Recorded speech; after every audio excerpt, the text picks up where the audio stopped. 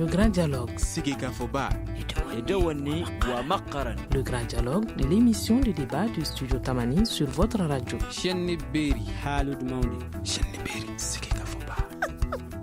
dialogue. Le grand dialogue. Bonsoir et bienvenue au Grand Dialogue. Aujourd'hui, nous nous intéressons à la lutte contre le terrorisme. Un nouveau centre d'alerte précoce sous-régional a été inauguré ce samedi à Bamako. L'objectif est de partager en temps réel des informations et des renseignements entre les 15 pays de la CEDEAO pour lutter notamment contre l'insécurité, le terrorisme. Financé par les États-Unis, le coût des installations est estimé à 2 milliards de francs CFA. Nos invités, Cheikh Aboudou Touré, représentant de la CEDEAO au Mali, Ali Tunkara, sociologue, Mamadou Jouara, sociologue. Je suis Fatmata Togola. Le grand dialogue. Partager des informations en temps réel, ce centre est un nouvel outil qui pourra permettre d'éviter des attentats terroristes dans l'espace CEDEAO ou encore éviter la propagation d'épidémies. Alors, bonsoir Monsieur Touré, qu'est-ce que ce nouveau centre va faire concrètement ? Bonsoir, permettez-moi de vous remercier de m'avoir invité à cette émission et de saluer les auditeurs de Radio Tamani. Et pour répondre à votre question, le Centre national de coordination du mécanisme d'alerte précoce et de réponse rapide est un dispositif que nous sommes en train de déployer et qui fait partie intégrante de l'architecture de paix et de sécurité de la CEDEAO.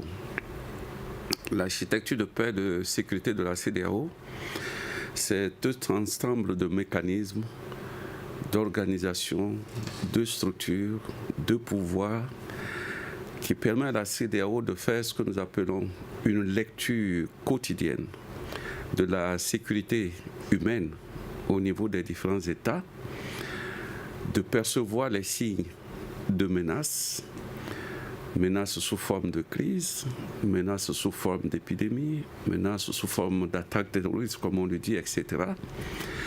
Et donc de pouvoir réagir dans un premier temps par ce que nous appelons l'alerte. L'alerte veut dire que nous avons la tendance normative qui fait qu'on peut dire que ce pays est stable. Et il y a des indicateurs que nous cumulons au jour le jour et qui nous permettent à un moment donné de tracer une autre courbe qui montre si cette courbe se rapproche de la tendance normative ou s'en éloigne. Lorsque elle s'en éloigne, ça veut dire qu'il y a un problème qui peut survenir et on alerte en disant qu'il y a quelque chose qui ne va pas. Et là, il y a la réponse. La réponse est la solution qu'il faut apporter à la menace ou à la série de menaces qui aura été identifiée.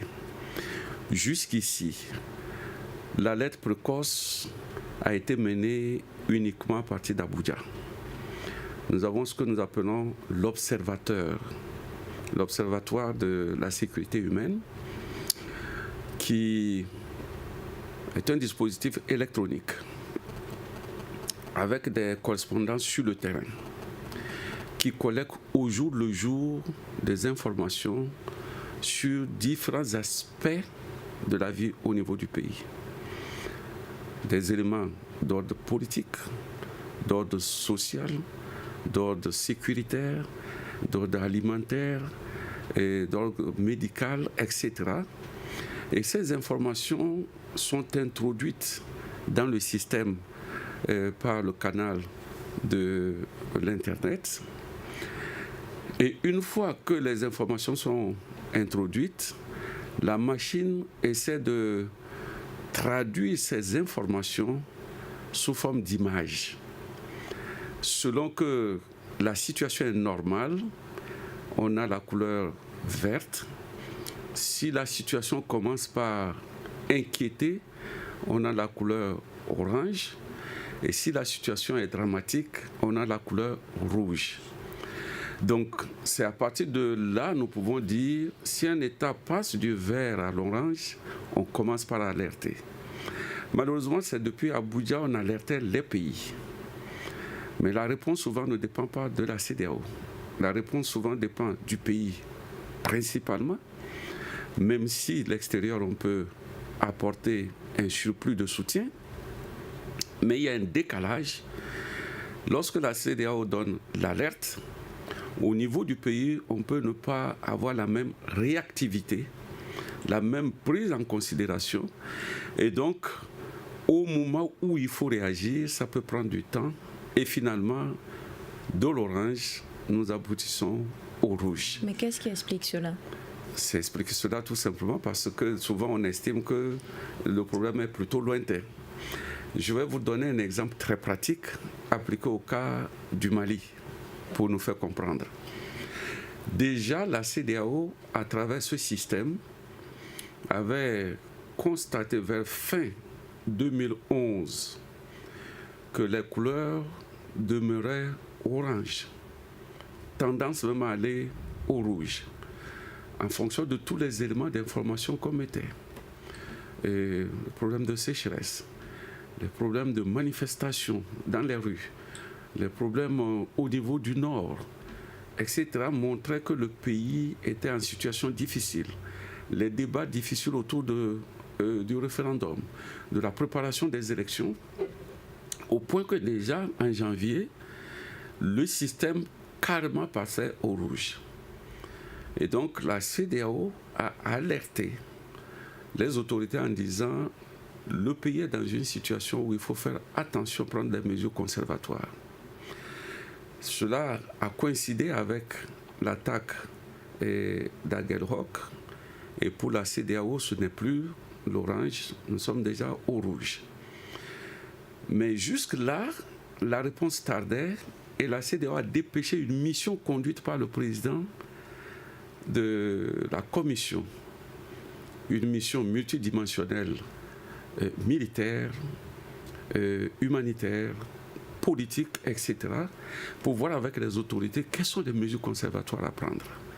Pour vous montrer la difficulté des choses, lorsque la mission a rencontré les organisations de la société civile, a rencontré les partis politiques, partout les gens disaient il est difficile de tenir les élections parce qu'elles n'étaient pas bien préparées. Nous avions beaucoup d'appréhension. Et donc il y avait, disons, beaucoup d'inquiétudes du côté de la société civile. Dans le même temps, quand la mission a rencontré les autorités d'alors, les hautes autorités ont dit écoutez, nous avons la situation en main. Ce qui se passe au nord, par exemple, n'est qu'un problème de retour de fils qui étaient ailleurs, que nous allons maîtriser la situation par le dialogue, etc. Vous voyez le décalage déjà même à l'intérieur du pays entre le discours de la société civile et le discours des autorités. Or, c'est les autorités qui doivent prendre les décisions. Elles étaient plutôt attentistes, rassurées plutôt que la situation est sous contrôle. La mission était encore sur place quand il y a eu le coup d'État. Voilà pourquoi aujourd'hui, la CEDEAO voudrait tout simplement que tout le mécanisme qui lui permet de lire à distance les signes de menace, de les interpréter, de lancer l'alarme, qu'on puisse les repliquer dans chacun des 15 pays. De telle sorte que, par le même dispositif, avec des informations croisées, aussi bien d'Abuja que d'ici, on a à peu près la même lecture des tendances et on peut supposer qu'à partir de ce moment, le pays lui-même voit les menaces venir et devrait en principe réagir en s'interrogeant sur ce qu'il y a lieu de faire. Donc c'est ce schéma de délocaliser l'alerte pour une réponse plus rapide au niveau du pays qui a amené la CEDEAO à chercher à mettre au niveau des pays un centre qui jouerait donc ce rôle de capter des informations, de les analyser au jour le jour, de faire des rapports aux autorités. Et il y a ce que nous appelons le comité statutaire qui est composé en gros du Premier ministre avec les départements principaux qui concernent la sécurité humaine, allant depuis la sécurité jusqu'à la santé, en passant par la sécurité alimentaire, en passant par l'environnement, en passant par les problèmes de grève, en passant par les difficultés, les catastrophes, etc. Tous ces ministres devraient recevoir les rapports, les lire et savoir qu'il y a une menace quelconque. Et nous disons de coordination de la réponse parce que ce n'est pas le centre lui-même qui mène les actions, mais le centre amène les décideurs sur place à décider de l'action à mener et à engager le pays tout entier à une réponse rapide. C'est un peu ça le rôle global de ce centre que nous venons de mettre en place ici au Mali. Et c'est le premier des 15 pays qui a été inauguré et qui donc est fonctionnel. D'accord. Alors, nous venons à vous, M. Diawara. Quelle est votre observation par rapport au rôle de ce nouveau centre-là ? Alors, merci. Je pense qu'il est difficile d'ajouter quelque chose à ce que le représentant spécial vient de dire tout à l'heure. Je pense que c'est une très bonne chose que ce centre se soit finalement délocalisé à l'intérieur de chaque pays. Sinon, se fasse une existence concomitante, à la fois à la qu'on appelle ça, au Nigeria, que dans chacun des pays membres de la CEDEAO. Parce que, effectivement, non seulement ce centre avait alerté depuis 2011, mais à la lumière de ce que vous dites, je crois qu'il faut corroborer un peu les faits. La société civile aussi au Mali, depuis 2011, avait déjà alerté l'autorité à travers plusieurs manifestations, des écrits, des marches, des manifestations, souvent même des tentatives de plaidoyer à travers des rencontres, mais l'autorité est restée oreille sourde vis-à-vis de toute cette alerte. Maintenant, si on peut, à travers ce centre-là, permettre aux autorités d'avoir une lisibilité, mais vraiment concrète, de l'aggravation de la situation secteur par secteur et de façon globale, on est en droit de penser que cela pourrait les amener à avoir une réactivité plus significative. Mais encore une fois, ça ne suffira pas. Je pense que le représentant spécial est d'accord avec moi. Qu'en dehors du fait d'informer et d'alerter, il y a également d'autres mesures d'accompagnement qu'il faut prendre. D'abord, en termes de dispositifs préparés à intervenir, ça c'est très important parce qu'on a un appareil lourd avec des habitudes anciennes qui résistent et qui ne peuvent pas être bougés juste par le fait de les informer. Donc il faut déjà que la CEDEAO, dans cette même dynamique, voit dans quelle mesure, au sein de chaque pays, en fonction de sa spécificité propre, on peut mettre en place un mécanisme de réaction rapide, de réponse rapide. Est-ce que vous voyez ? S'il y a ce mécanisme de réponse rapide, alors ça peut faciliter, n'est-ce pas, la mise en marche des machines qui sont souvent lourdes, soit du fait de la situation politique ou alors de d'autres réalités qui sont propres à chaque pays. Donc ça, c'est quelque chose de très important. Maintenant, pour finir, ce que je dirais, c'est que si ce centre fonctionne effectivement et efficacement et que ces mesures d'accompagnement sont prises, ça peut considérablement contribuer à stabiliser la région. D'accord. Alors, M. Tunkara, M. Diawara vient de le dire tout de suite, si ce centre fonctionne comme il le doit, est-ce que les dispositifs qui doivent être également pris, s'ils sont pris, ça va stabiliser le pays? Que pensez-vous de cela? Oui, l'existence du centre en soi est une bonne chose. Mais en dépit de son existence, il est quand même honteux que les 15 pays n'arrivent pas à eux-mêmes de les financer déjà. Cela sous-entend en suffisance que il y a lié, à la limite, des traités, une des fonctions régaliennes de ces différents États à l'étranger, notamment aux États-Unis. Je crois que ça témoigne à suffisance à combien nos États, justement, n'ont pas forcément un problème d'information ou de communication, mais ils sont dans les dénis de l'évident. Vous prenez ces différents États qui rythment aujourd'hui les centres, ils sont tous, en tout cas au moins 9 sur 15, sont au rouge. Clairement, l'école rouge a pour nom la porosité de nos frontières, l'école rouge a pour nom la corruption de ces agents dans ces différents États, l'école rouge a pour nom justement la sécheresse aussi et la déforestation. Les Khayr rouges aussi, pour nous, vous avez quand même un nombre important. Parce que moi, je pense qu'il est très bon qu'il ait les centres, mais dans le même temps, il faut s'interroger sur les causes réelles de l'insécurité, de la montée de l'extrémisme violent. Ces causes sont plurielles, mais on peut quand même retenir d'emblée que le chômage massif des jeunes, on a beau apporter des appareils sophistiqués, on a beau même acheter des drones, si l'élite politique africaine, notamment celle de la CEDEAO, n'arrive pas à apporter des réponses suffisantes à toutes ces demandes nationales, locales, sous-régionales qui me paraissent tout à fait légitimes.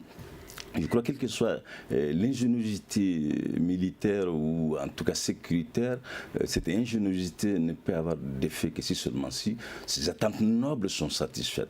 Je crois qu'il est extrêmement important de ne pas succomber justement à l'émotion. Comme c'est tout à fait intéressant que les États-Unis, l'Europe, parce que partout quand même tout le monde, les questions sécuritaires aujourd'hui demandent de collaboration, de coopération. Mais en dépit de cette collaboration et de cette coopération, il est aussi important pour les États souverains au XXIe siècle d'arriver à eux-mêmes, d'assurer leur propre sécurité et de partager l'information. Ça, c'est extrêmement important. Si toutefois ces financements arrivent à leur terme, la question que moi je me pose, si ces 15 États n'arrivent pas déjà à se donner la main afin d'avoir le 10 milliards de francs CFA, comment ces États pourront, une fois que les États-Unis ne vont plus se sentir menacés par justement la montée du radicalisme religieux, l'extrémisme violent dans ces pays africains, ils peuvent ne plus le refinancer. Donc vous voyez, donc, finalement, il y a vraiment des inquiétudes qui sont tout à fait légitimes à se faire quant à l'existence de ce centre. Mais dans le même temps, il est aussi important qu'on comprenne que si vous prenez un peu tous ces États qui sont aujourd'hui traversés par l'insécurité, notamment le cas du Mali, du Niger, même du Burkina et d'autres pays également, vous allez vous rendre compte que ce ne sont pas seulement des difficultés liées à l'information ou à la communication, mais vous avez une élite politique qui nie l'évident. Pourquoi cette élite nie l'évident? Parce qu'elle pense, enfin, elle est en déphasage total avec ces populations. Ce qui fait que c'est très bon qu'il y ait des outils, c'est très bon qu'il y ait des appareils, c'est très bon que l'information soit partagée, mais dans le même temps, je crois que si nous ne nous interrogeons pas sur ces causes existentielles de l'insécurité et du radicalisme, en aucun cas, un centre ne pourrait mettre un terme à la montée de l'extrémisme et du radicalisme religieux. D'accord, mais est-ce que... D'accord, allez-y. Oui, en fait, dans la même lancée que Ali, j'allais compléter un peu mon idée du départ. Quand je parlais de mettre en place un mécanisme de réponse rapide, en fait, ça va dans ce sens. Parce que le représentant spécial, tout de suite, quand il a parlé de sécurité humaine. Donc, les différents gaps qui constituent ensemble la sécurité humaine. Ce n'est pas simplement l'aspect militaro-sécuritaire. Donc, tout ce qui concerne la santé, l'éducation, n'est-ce pas, l'emploi, tous ces éléments qui sont déterminants pour que la sécurité humaine soit effective. Et pour moi, l'intérêt de cet outil, c'est effectivement que les indicateurs qui vont sortir peuvent non seulement alerter que ça ne va pas, mais précisément dire dans quel secteur ça ne va pas, à quelle proportion. Donc du coup, s'il y a un mécanisme de réponse rapide, ce mécanisme de réponse rapide permet de traduire les menaces en propositions pouvant éventuellement résoudre les problèmes. Je ne sais pas si vous voyez ce que je veux dire. Donc c'est un peu ça le tremplin normal qui doit avoir lieu pour que la connaissance de l'évolution de la situation conduise à la construction d'une réponse appropriée selon les réalités du terrain et non selon une volonté décidée à l'intérieur d'un bureau climatisé en déphasage avec la réalité. Je suis totalement d'accord avec vous parce qu'on sait que nos États ont hérité d'un appareil qui n'ont pas suffisamment réformé, un appareil qui n'était pas un appareil d'État-service, c'était un appareil d'État colonial destiné à dominer, à expolier, à exploiter, et qui, dans ses réflexes, dans ses habitudes et dans sa symbolique, reste toujours étrangère aux yeux des populations et difficilement acceptée par celles-ci. Donc il y a tout un travail de réforme, de reconstruction et de réadaptation qu'il faut faire, mais dans l'urgence, je pense que c'est un premier bon pas qui a besoin d'être accompagné par quelques petits pas qui peuvent le consolider. Mais encore une fois, on a en face de nous, comme il l'a dit, le déni de l'évidence qui est encore une épine qu'il faut ôter du pied. D'accord. Alors, M. Touré, M. Douala vient de parler d'un aspect tout de suite. Est-ce que vous pourrez nous dire si concrètement les résultats ou les messages que ce centre va apporter ou donner au pays, est-ce qu'elles seront précises pour nous parler des domaines spécifiques là où il y a des problèmes?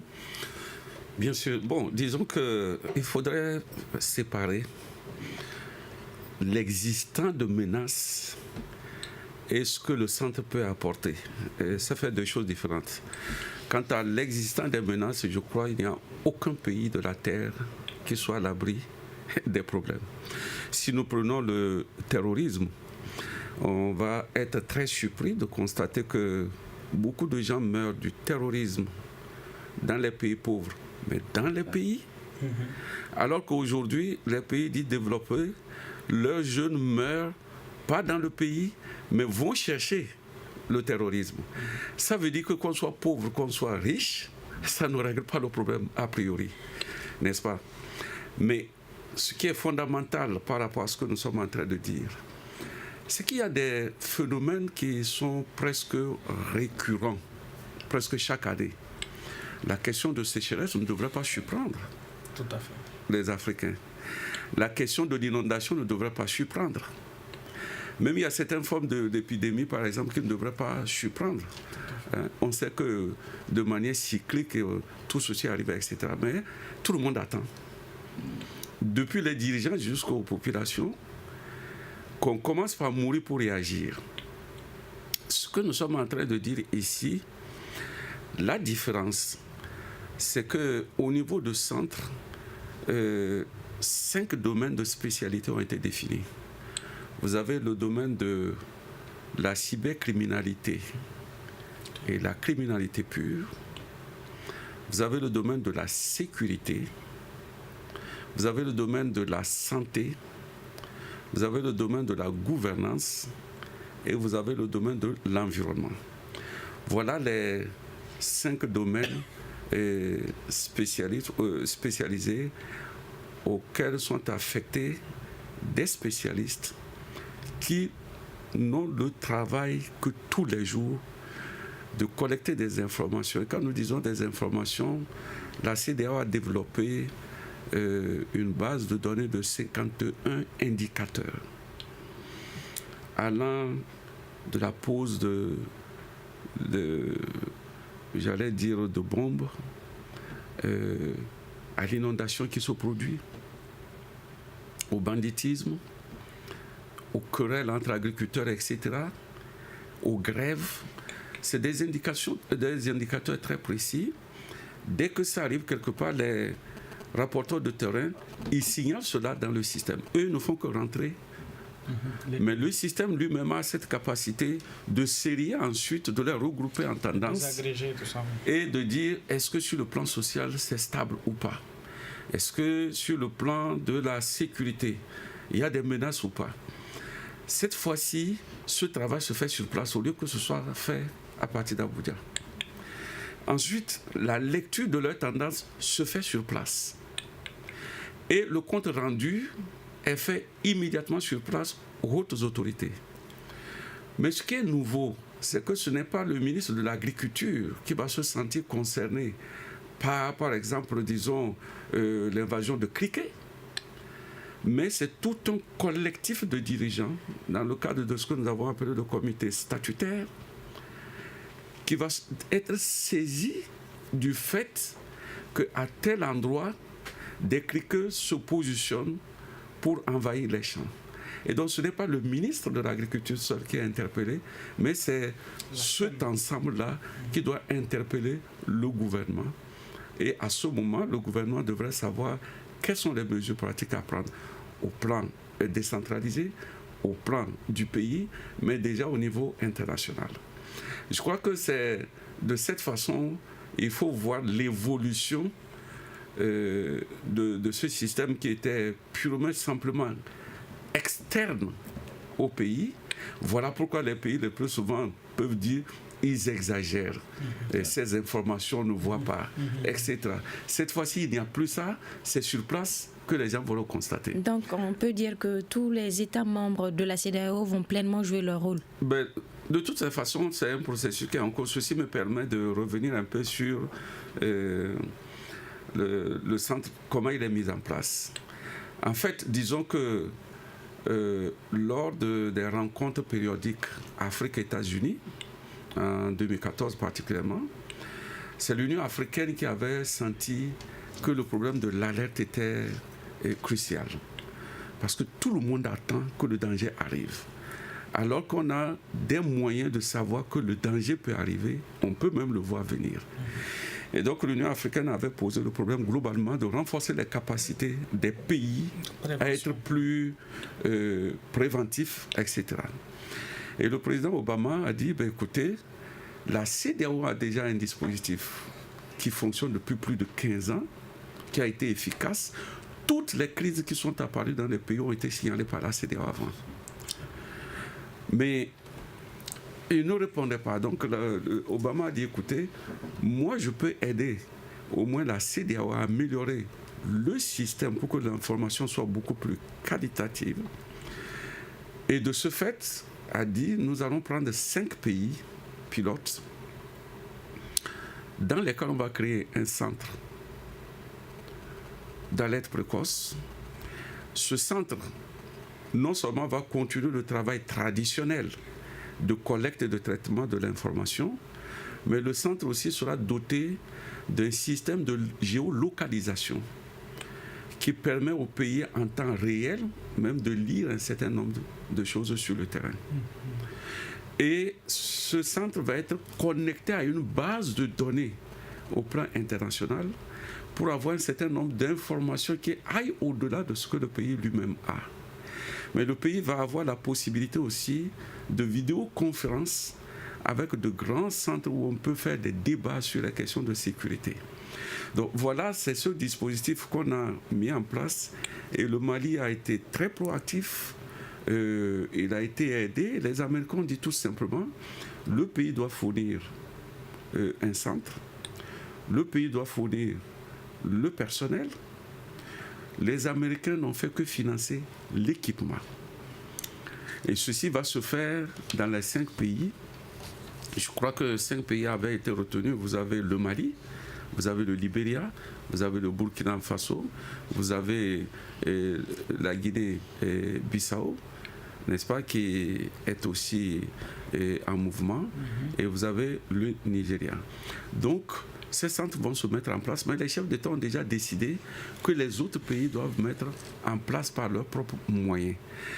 Je ne pense pas que la dépendance financière soit une contrainte en soi. Si je prends le cas du Mali, le Mali a recruté des fonctionnaires et il y a des indemnités compensatoires qui font que le pays est en mesure de les intégrer sans trop de problèmes. Les Américains ont tout simplement dit, pour aider les pays à prévoir cette relève, pendant la durée du projet, ils vont financer le personnel, ils vont équiper le centre, mais il faut savoir que déjà la prise en charge par le Mali est déjà effective parce que le Mali a déjà voté un budget d'investissement qui lui permettra d'ici demain de prendre la relève sans trop de difficultés. D'accord. Alors, M. Tounkara, est-ce que vous pensez que la venue de ce centre-là est une solution à la crise sécuritaire ? Difficilement. Pour preuve, si vous regardez toutes les polémiques qui ont eu lieu autour de la révision du projet de la révision du constitutionnel au Mali, tous les signaux étaient au rouge. En dépit de ces signaux rouges, la Cour constitutionnelle a quand même dit clairement que l'insécurité était résiduelle. C'est pour vous dire à combien, ce n'est pas un problème d'information, mais c'est plutôt, sommes-nous, dans les dénis de la réalité en fait. Et c'est très intéressant qu'il y ait des fonctionnaires maliens, des spécialistes de ces différentes thématiques du centre, mais ce n'est pas un problème de spécialité ou un problème d'expertise qui manquerait pour le cas du Mali, mais c'est plutôt comment faire en sorte qu'il y ait une sorte de maillage entre le réel et l'officiel. En fait, si vous voulez, le travail si vous voulez, de prévention, c'est ça le réel. Mais l'officiel, ce sont toutes ces rhétoriques politiques qu'on entend au quotidien, qui nous font état d'un retour de la paix, qui font état justement d'une sécurité, en tout cas d'une délivrance des services sociaux de base. C'est pour vous dire que les élites politiques africaines ont beau été outillées en termes d'information, en termes de communication, elles auront du mal justement à rompre avec ces habitudes qui légitiment d'ailleurs le pourquoi elles arrivent à s'accrocher au pouvoir et le pourquoi elles arrivent justement à se distancer ainsi de leur population. Donc c'est pour vous dire que ce soit au Mali ou au Niger, au Tchad et d'autres pays membres de la CEDEAO, ce ne sont pas des déficits liés à la communication qui expliqueraient le pourquoi de la recrudescence de la rébellion ou de l'insécurité dans ces différentes localités concernées aujourd'hui. Mais ce sont plutôt des pratiques qui ne sont pas orthodoxes, lesquelles pratiques beaucoup de fonctionnaires font l'objet. Notamment, vous prenez les chefs, les responsables militaires. Vous allez dans nos différents postes de contrôle, que ce soit au Mali, au Niger, au Burkina. Mais les agents qui sont devant ces différents postes-là ne se soucient que du raquettage des usagers. C'est pour vous dire que les gens s'en moquent de l'information dans ces pays africains. Tout ce qui les préoccupe, à comment rendre son quotidien meilleur. Donc, si vous voulez, ce souci de rendre la conscience collective aisée, traverse peu l'élite politique africaine. Donc je crois que c'est tout à fait une initiative solide, ça, il ne faut pas le nier. L'idée en soi est bonne. Mais sauf que, comment faire en sorte que l'idée puisse se concrétiser? Le centre, son rôle fondamental, c'est d'informer justement à qui des droits. Effectivement, je suis persuadé que le centre doit continuer à informer, mais une fois informé, comment faire en sorte que l'information obtenue soit opérationnalisée. Je crois que c'est à ce niveau que ceux qui sont aux commandes ne veulent pas concentrer d'efforts. Ils savent pertinemment ce qui se passe aujourd'hui dans les différents États, à comment aussi y apporter des solutions durables. Mais nous sommes dans un déni total. On va vous dire dans les textes de la CEDEAO qu'un Malien peut se rendre au Sénégal sans aucun souci, et vice-versa, ou un Nigérien peut se rendre en Côte d'Ivoire sans souci. Mais franchement, traverser ces différentes frontières, vous allez voir quelles sont ces pratiques non orthodoxes auxquelles les agents font l'objet. Les populations sont raquettées au longueur de la journée. Ces mêmes populations ont du mal à avoir accès à ces services fondamentaux, l'éducation, la santé et tout ce qui s'ensuit. C'est pour vous dire qu'on a beau mis en place des mécanismes de prévention. Si nous n'arrivons pas justement à apporter des réponses claires et tout à fait aussi durable à toutes ces demandes sociales légitimes, l'accès à l'éducation, surtout l'accès à la justice sociale. Tous ces États aujourd'hui, vous allez demander à toute la CEDEAO, on va vous dire que même le Togo n'est pas au stade de rouge, mais en tout cas, on n'a pas besoin de passer par les sciences politiques pour se rendre compte aujourd'hui qu'au Togo, les signaux sont au rouge. Mais vous allez demander au chef d'État, ils vont nier, ils vont vous dire qu'effectivement, il y a de l'accalmie. Pour preuve, le président togolais a commis, c'était même, ça n'était enregistré justement du centre, mais tout en niant ce qui se passe chez lui. C'est pour vous dire que l'élite politique africaine, elle s'en moque de ces populations. En fait. C'est ça la réalité, en fait. Donc, on a beau, nous sommes les universitaires, on n'a pas d'élection à passer dans 6 mois, bon, on n'a pas de poste à pouvoir. Donc, c'est pour vous dire qu'il y a un décalage réel entre l'officiel, ce qu'on entend des politiques, et ce qui se passe concrètement sur le terrain. Quand je pars au centre du Mali, dans les régions nord, et d'entendre également ce qui se passe à Koulouba, ça me fait rigoler en fait. D'accord. Alors, M. Diouara, partagez-vous le même avis que M. Tounkara sur le fait que les principaux acteurs ne prennent pas leurs responsabilités? Et je pense que dire que les principaux acteurs ne prennent pas leurs responsabilités, on ne peut pas au Mali, honnêtement, remettre cela en cause entièrement. Parce que si nous sommes arrivés dans la situation dans laquelle nous nous trouvons aujourd'hui, c'est parce que à plusieurs endroits, quand il a fallu prendre des responsabilités, beaucoup de dirigeants n'ont pas répondu à l'appel. Ça, c'est une réalité. Maintenant, il ne faut pas non plus rester qu'à cela. Parce que les lignes ont bougé, les lignes continuent de bouger. Le Mali est un vaste sentier de réforme sur tous les plans. Et il y a énormément de changements qui sont en cours.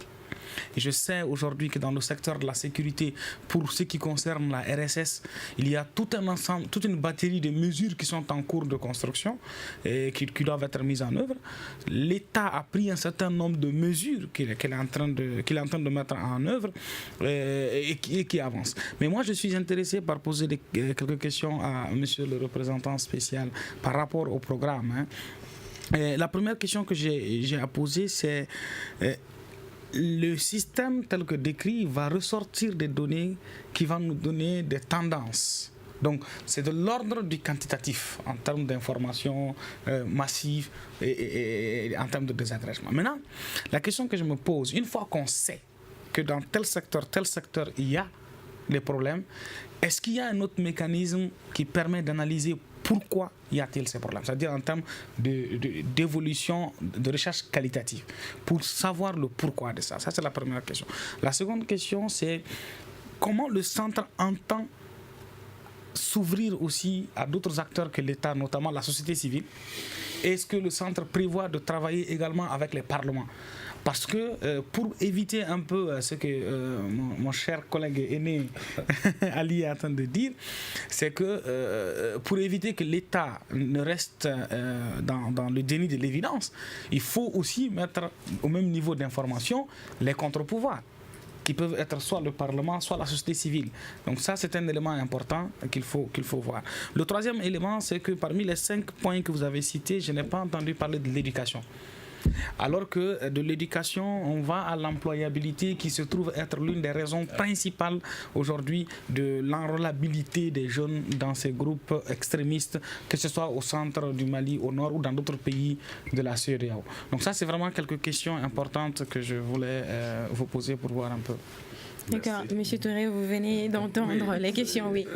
D'abord, commençons par nous entendre que l'existence du centre n'empêchera pas les problèmes que vit le pays. Absolument. Et le centre, de toute façon, qu'il existe, qu'il n'existe pas, il aura ses problèmes. Absolument. Il y aura le terrorisme, etc. Ça, c'est un. De deux, le centre devient simplement une boîte noire qui va essayer d'avoir un certain nombre d'informations concentrées, mais qui sera mise directement entre les mains des dirigeants. Troisièmement, le problème que vous évoquez maintenant qui est global, c'est le problème de la gouvernance du pays.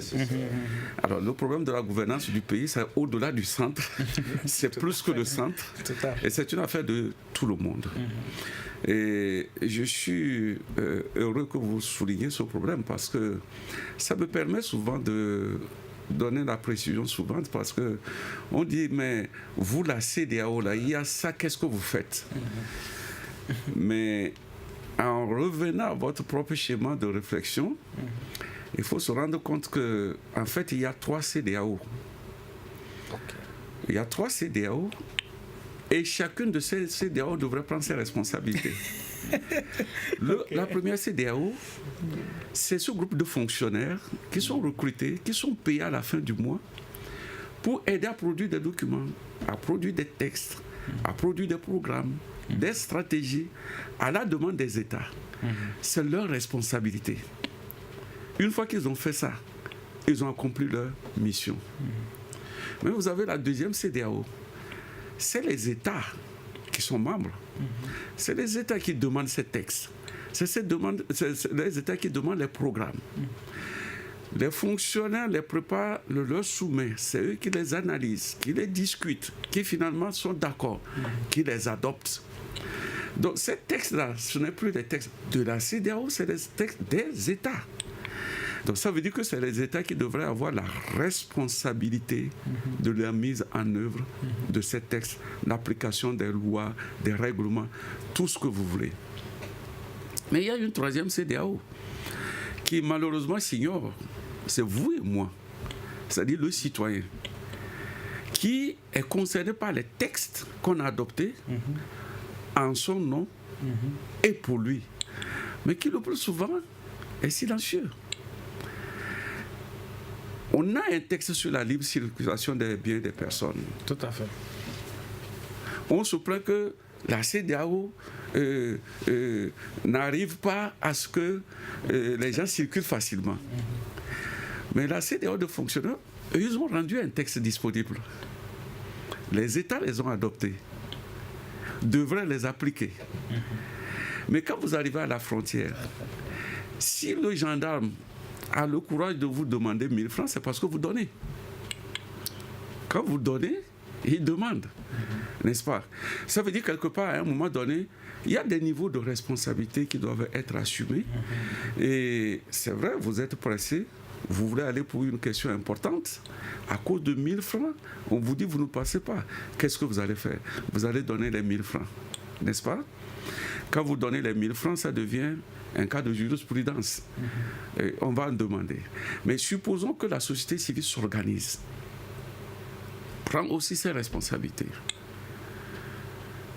met en place un groupe de veille aux frontières. Lorsqu'il y a ce genre d'arnaque, les dénonce, fait du bruit, refuse à cause des textes, etc., ça mènera tout le monde à réfléchir sur la question. Ça va être difficile au début, mais ça pourrait changer. Donc c'est vrai, ça c'est un problème de gouvernance qui font que le plus souvent, les responsabilités, vous l'avez dit, ne sont pas assumées à chaque niveau convenu, à temps, etc.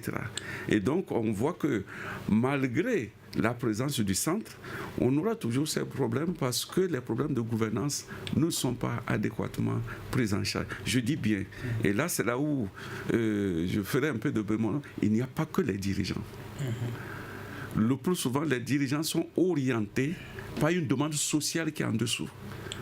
Et qui souvent, cette demande sociale va vers des intérêts beaucoup plus particuliers, personnalisés, tellement pointus, que le gouvernant, dans son souci de bien faire, de s'occuper des citoyens, lui-même dérive et suit. Mais finalement, en termes de responsabilité, on parlera toujours du dirigeant. Mais on n'aura pas vu le citoyen en dessous, qui souvent est la cause. Monsieur Touré, le temps nous fait un peu défaut, oui. Oui. Vous pouvez directement parler un peu de la question de l'éducation, si je ne me trompe pas. Non, la question de l'éducation est prise en charge directement, vous savez. Et la question de l'éducation est prise en charge dans la mesure où, s'il y a des grèves des étudiants, s'il y a des grèves des enseignants, tout cela est pris en compte. Mais on doit analyser, vous avez demandé, est-ce qu'on fait l'analyse, etc. Oui. C'est pour ça qu'il y a des experts par domaine. Okay. La question n'est pas seulement de collecter des informations, mais après c'est de savoir le pourquoi de cela. Et lorsque le comité statutaire se réunit, c'est qu'on doit approfondir la réflexion sur pourquoi en est-on arrivé là. Qu'est-ce qui a été la cause? Quelles sont les solutions possibles? C'est pour cela, et je vais peut-être terminer là-dessus, que dans le comité statutaire, il n'y a pas que les ministres dans ce domaine, mais la CEDEAO demande que l'opposition soit représentée, que la société civile soit représentée, et que ce que nous appelons les sages, parce que la CEDEAO a un collectif de sages choisis au niveau de chacun des pays, qu'on utilise souvent pour des bons offices, etc., doivent également faire partie. De telle sorte qu'au moment où on analyse le problème, les différents pans de la société sont impliqués. Et c'est là où chacun doit donner de la voix. Lorsqu'il est nécessaire, la société civile doit interpeller les ministres qui sont là, des responsabilités à assumer, les mesures à prendre. Donc c'est vrai que ça ne va pas être si fermé que ça, oui, au niveau de la collecte de l'information, au niveau du traitement, mais au niveau de l'analyse et des prises de décision, le comité est beaucoup plus élargi, ce n'est pas seulement au niveau des experts. D'accord. Alors, M. Diawara, êtes-vous satisfait des réponses de M. Touré par rapport à vos questions? Bon, c'est intéressant. C'est intéressant de constater que certains points sont pris en compte. Au niveau de l'éducation, je constate que c'est beaucoup plus axé sur, comme il l'a dit, les indicateurs de déstabilisation quand il y a des grèves. Mais en fait, il est bon aussi, même si c'est de façon ponctuelle, de faire une analyse plus approfondie. Par exemple, quand on regarde aujourd'hui la problématique de l'emploi, de l'employabilité, même pas de l'emploi, mais de l'employabilité des produits de l'éducation, il est important d'examiner la question pour voir pour quelles raisons aujourd'hui on a cette difficulté d'employabilité. Pour que ce même centre-là, dans la continuité de sa logique, puisse contribuer à renforcer la performance du système existant. Donc ça, c'est un élément qui est aussi important. Monsieur Tounkara, vous avez à peu près 30 secondes pour... Non, très rapidement, il faudra que la CEDEAO se réconcilie justement avec ses populations. Je crois qu'il y a vraiment un décalage total entre ces deux univers. M. Touré a mis en évidence les trois grandes formes, ou les trois grandes catégories de la CEDEAO. Moi, je crois que les deux catégories jouent pleinement leur rôle. Pour preuve, il y a eu tellement de coups d'État, lesquels coups d'État ont été quand même orchestrés par ces deux catégories. Mais sauf qu'une fois l'élite politique te commande, elle peine à les entendre. Moi, je ne veux pas responsabiliser un conducteur du taxi quant à la baisse des niveaux des étudiants. Je crois que c'est une insulte à son égard. Je n'ai pas à responsabiliser un journaliste quant à la recrudescence de l'insécurité au centre. Vous voyez, c'est pour vous dire qu'au bout du tunnel, l'élite politique elle est à revoir justement ses lunettes. D'accord. Merci beaucoup. Cela me fait à ce débat. Merci à nos invités. Cheikh Aboudou Touré, représentant de la CEDEAO au Mali, Ali Tounkara, sociologue, Mamadou Diouara, sociologue. C'était une présentation de Fatmata Togola, la mise en onde de Philly Dambélé. La régie vidéo est assurée par Mamadou Ouattara. C'est une réalisation de Ibrahim Diallo et une coordination de Mohamedou Touré. Le grand dialogue. Le grand dialogue de l'émission de débat du studio Tamani sur votre radio.